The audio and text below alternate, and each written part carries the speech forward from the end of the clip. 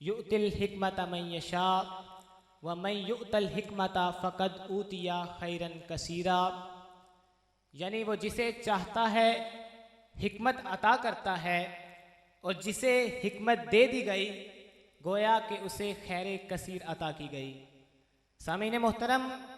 हज़रत इब्ने अब्बास रज़ी अल्लाह ताला अन्हो आप बयान फरमाते हैं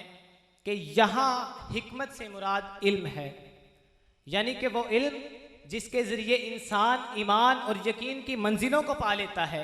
भटके हुए राह रास्त पर आ जाते हैं, इंसान अपने पराए दोस्त और दुश्मन में फ़र्क करना जान जाता है, मुआशरे में अमन व सलामती का अंदाज़ा इसी इल्म से मुमकिन है, क्योंकि ये इल्म नूर भी है और रोशनी भी। जबकि इसके अगर बरअक्स देखा जाए तो जहालत अंधेरा है बल्कि मौत है। आप इस बात से अंदाज़ा लगा सकते हैं कि नबी करीम सल्लल्लाहु अलैहि वसल्लम की आमद से कब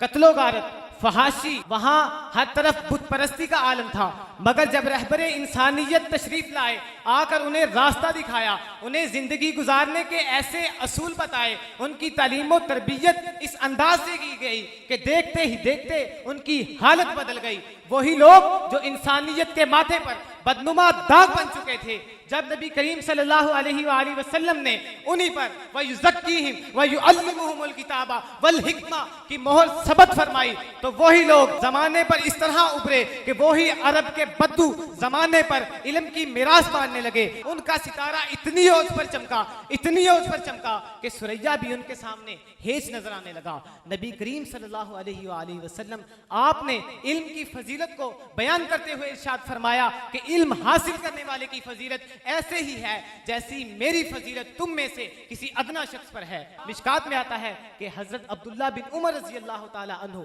आप बयान फरमाते हैं कि नबी करीम सल्लल्लाहु अलैहि वसल्लम आप अपने हुजरा मुबारक से बाहर तशरीफ लाए। आप देखते हैं कि मस्जिद नबवी में दो हल्के बने होते हैं, एक हल्का वो जो कुरान मजीद की तिलावत कर रहा है और अल्लाह के हुजूर दुआ मांग रहा है, जबकि दूसरा हल्का वो जो दीन सीख रहा होता है और दीन सिखा रहा होता है। तो नबी करीम सल्लल्लाहु अलैहि वसल्लम आप देखकर उन्हें तबस्सुम फरमाते हैं, आप मुस्कुरा पड़ते हैं और इरशाद फरमाते हैं कि एक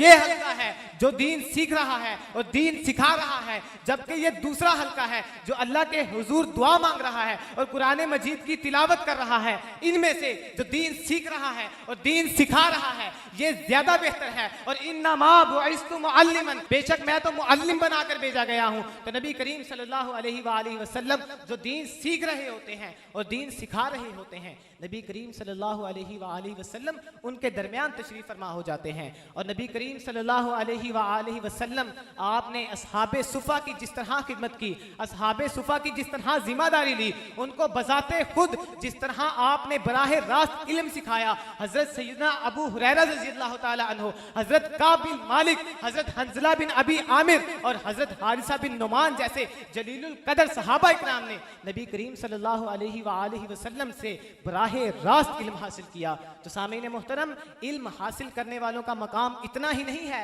कि उन्हें तमाम चीजों पर फजीलत दे दी गई, बल्कि उनका मकाम इतना है कि नबी करीम सल्लल्लाहु अलैहि वसल्लम आपने इरशाद फरमाया, आप इरशाद फरमाते हैं कि ये जो दीन हासिल करते हैं, दीन का इल्म हासिल करते हैं, ये इस तरह है, ये अंबिया अलैहिस्सलाम के वारिस हैं, बल्कि नबी करीम सल्लल्लाहु अलैहि वसल्लम ने उन्हें अंबिया का जानशीन करार दिया गया।